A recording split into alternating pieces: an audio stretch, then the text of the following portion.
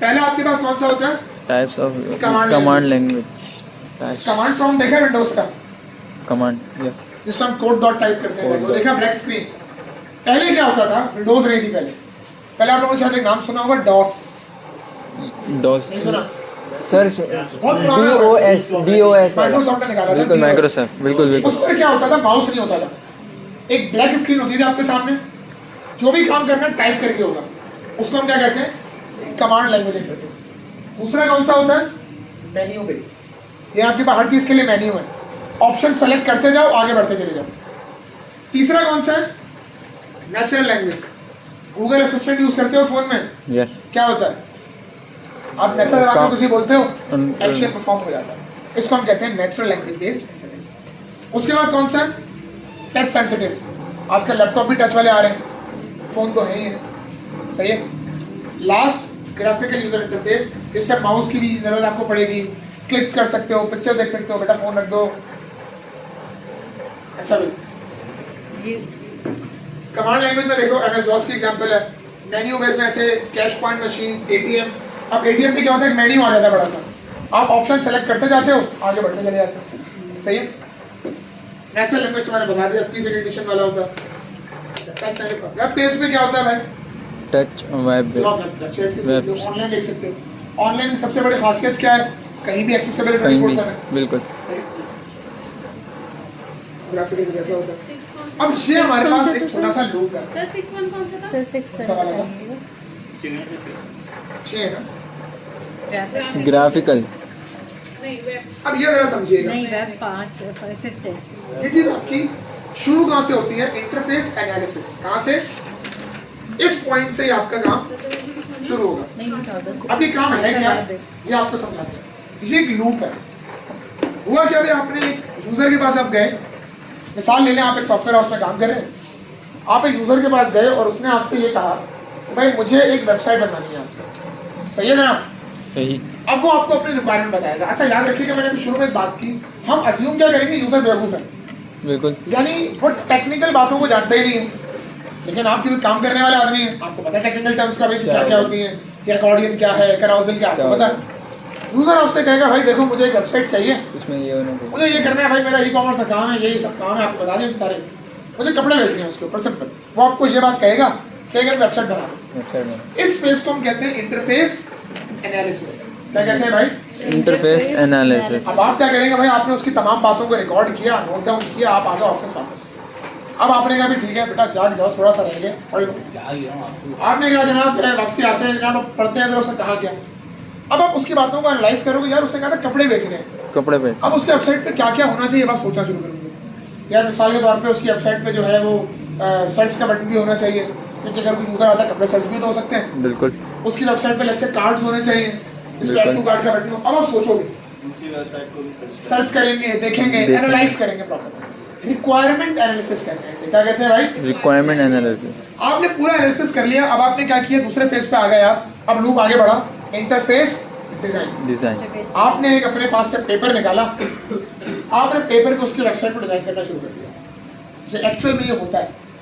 आपने डिजाइन उसको किया, सही है। अब आप क्या करोगे, आप चले जाओगे डायरेक्टली इंटरफेस वैलिडेशन के ऊपर। कहाँ पे, वैलिडेशन पे। वैलिडेशन का मतलब क्या होता है, चेक करवाना है, टेस्ट करवाना है। आपने बनाया पेपर पे, आप यूजर के पास चले गए, आपने कहा देखो भी मैंने ये बनाया, क्या आपको यही चाहिए था।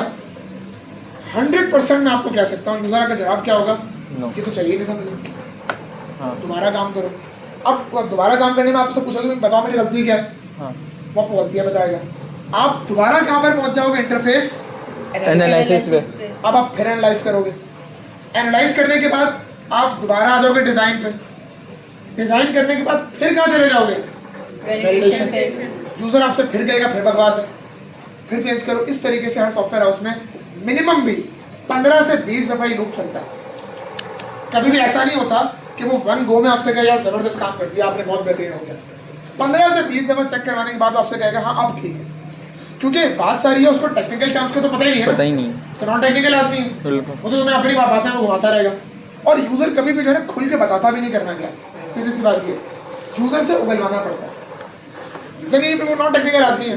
अब तुम उससे बातें करना शुरू कर दो, अच्छा ठीक है मैं तुम्हारी वेबसाइट पे कराउसल बना दूंगा, मैं जेक पर लगा दूंगा, जावास्क्रिप्ट लगा दूंगा, भाई क्या बोल रुका क्या क्या रहा है? ये क्या है? समझ नहीं आ रहा है तुम्हें, सही है ना? क्लियर हो रही बात यहाँ तक? सही है। तो 20-25 दफा वो मना करेगा हम हाँ, आप दोबारा बनाएंगे, इससे ये होगा के तो पैसे मिलते हैं भाई सर। UI UX डिजाइनर, इसीलिए उसके लिए पैसे अलग होते हैं,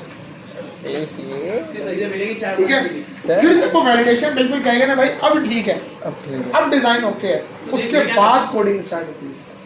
सर। ग्राफिक अभी डिजाइनिंग तक तो हम भी क्या कर रहे थे, ग्राफिक डिजाइनिंग अलग है, अभी तक तुम क्या कर रहे थे, ऐसे ही होता है। नहीं मैं बोले Exactly ऐसे। अगर वो तुम्हें प्रोजेक्ट के 8-10 लाख रुपए दे रहा है, उसकी चलेगी ना, तुम्हारी थोड़ी चलेगी। ये भी है। अभी नहीं मिलेंगे, जाके अभी नहीं बनाने पड़ेगा ना, अगर आप 10 लाख की उद्देश्य दे दी किसी को, अभी नहीं अच्छा वो सॉफ्टवेयर हाउसेस में होता है, तुम्हें अकेले को थोड़ी देगा, ठीक है? तो उसके बाद कहीं जाकर कोडिंग स्टार्ट होती है। हम क्या कर रहे थे अभी तक, सवाल देखा, चलो भाई शुरू कर दो भाई। अब बात समझ में आ रही कहानी, बिल्कुल सब बता दे तुझे। इस तरीके से आगे चलता है। यही मैंने आपको पूरा फेज बताया, पहले एनालिसिस, फिर डिजाइन, वैलिडेशन, उसके बाद इम्प्लीमेंट कंस्ट्रक्शन। Implement construction. अच्छा अब यहाँ देखिए एक डायग्राम है, ये इस डायग्राम को समझते हैं। पहले क्या लिखा है, प्रीलिमिनरी डिजाइन। थोड़ा सा लिखने का मतलब होता है फाइनल करने से पहले वाला डिजाइन। आपने डिजाइन किया, जो डिजाइन आप पेपर पे बनाते हो या नॉर्मली डिजाइन के लिए जाते हो, उसको हम कहते हैं भाई प्रोटोटाइप। क्या कहते हैं? प्रोटोटाइप। प्रोटोटाइप। आपने पहला प्रोटोटाइप बनाया और वो आपने किसको दे दिया? User evaluation. आपने कहा भाई ये यूजर साहब भाई देख लो भाई, जिसे मैं बनाकर लाया हूँ आपके लिए सही है। अब उसके दो फीडबैक होंगे, या तो कहेगा भाई बहुत जबरदस्त, जो कि 99% केसेस में कभी भी नहीं कहने वाला वो ये लाजमी है। वो आपसे कहेगा भाई बकवास है, दोबारा बनाओ। अब दोबारा बनाने की सूरत में वो कहाँ पर आ जाओगे आप? Evaluation studied by designer. अब डिजाइनर पढ़ेगा दोबारा भाई उसने क्या क्या चेंजेस बताई हैं, क्या मॉडिफिकेशन बताई हैं।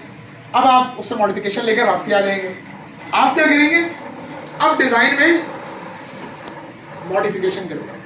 डिजाइन में क्या करोगे? मॉडिफिकेशन, चेंजेस करके फिर क्या बन जाएगा? एक और प्रोटोटाइप बनेगा।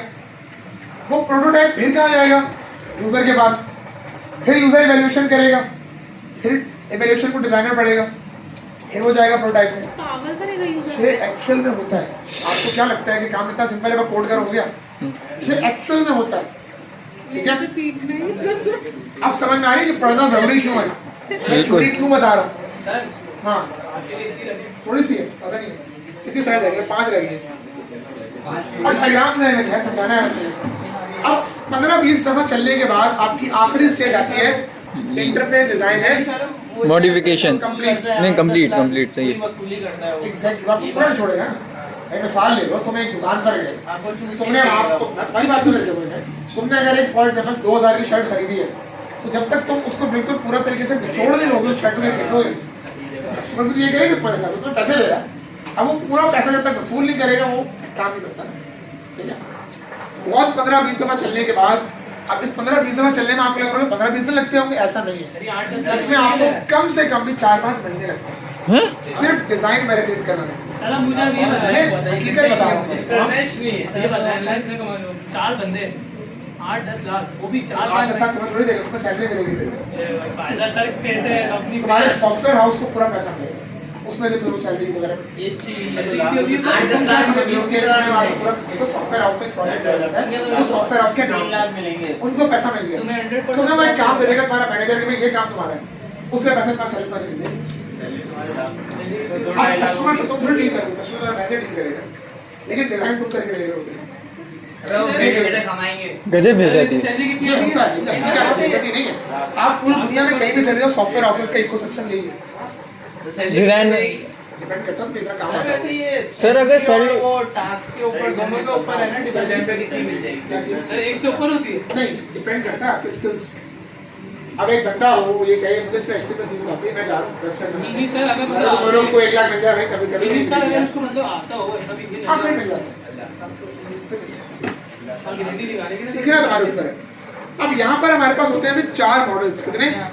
4 मॉडल। पहला मॉडल कौन सा है भाई? User model. ये पहचान लो यूजर कौन है। पहले आप रिसर्च क्या करनी है भाई, तुमने कहा जी ई-कॉमर्स वेबसाइट बना दो, अगर इसमें लेडीज गारमेंट्स हैं, लेडीज से कपड़े हैं, तो यूज भी कौन करेगा? लेडीज। अब तुम क्या करोगे? अपने इर्द गिर्द की लेडीज से मिलना शुरू करोगे, ठीक है? उनसे पूछोगे भाई फॉर एग्जांपल मैं वेबसाइट बना रहा हूँ, आप क्या समझते हैं वेबसाइट में क्या क्या होना चाहिए, सही है। जब तुम पूछोगे ना, मेरे को बहुत सारे पॉइंट्स आएंगे कि यार इस बंदी ने ये कहा, इस खातून ने ये बताया, उस खातून ने ये बताया। अब तुम उन तमाम पॉइंट्स को जब अपने डिजाइन में डालोगे तो तुम्हारा डिजाइन दिन ब दिन बेहतर होता जाएगा। ऐसा ही होगा बिल्कुल। मेंटल मॉडल का मतलब ये होता है कि वो सोचता कैसे, तुम्हारा यूजर सोचता कैसे। वो एक, अगर मैं तुम्हारे सामने बोलूं ई कॉमर्स, अभी सबके माइंड में ई कॉमर्स सुन के क्या आएगा, अमेज़न। क्लियर। इसका सोचने का तरीका क्या है कि मैं अमेज़न पे सेलिंग अकाउंट बना लूंगा, अमेज़न पे सेलिंग करूंगा। मैंने तो एक अमेज़न की बात ही नहीं की थी, मैंने सिंपल वर्ड का यूज किया था, ई कॉमर्स। अभी अगर मैं फॉर एग्जांपल मुस्तफा साहब से पूछूं, हाँ भाई क्या पूछा है मैंने,